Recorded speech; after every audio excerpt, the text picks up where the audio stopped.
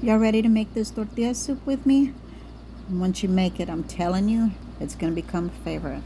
And that's because it's quick, easy, and absolutely delicious.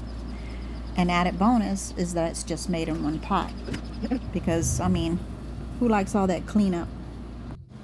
I figured it'd be easier for you guys if I just show you how to do it and list the instructions and the ingredients in the description box.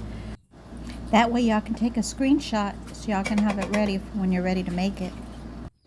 So let me know if y'all think that's a good idea, or do y'all have some helpful advice for me, because I'm brand new at making videos.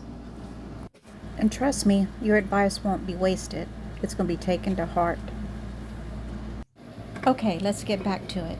You see how when I added the spices, I didn't really measure? That's because I've been cooking for decades now, so I pretty much have it down packed. But if you're new to cooking, I suggest that you use all the measurements that I've given you, because remember, you can always add, but you can't subtract. See, like I'm doing here, I'm putting a little bit more chili powder because it looks prettier. Now let's cut and fry our tortilla strips. If y'all have any questions, just leave them in the comment box. I'll get right back to you. And since we've come this far together, don't forget to like and subscribe. I sure would appreciate it. Now for the garnish. You can put it on any way you want to, but this is the way I do it. When you make this recipe, let me know. I would love to hear what you think. Thanks for watching my video.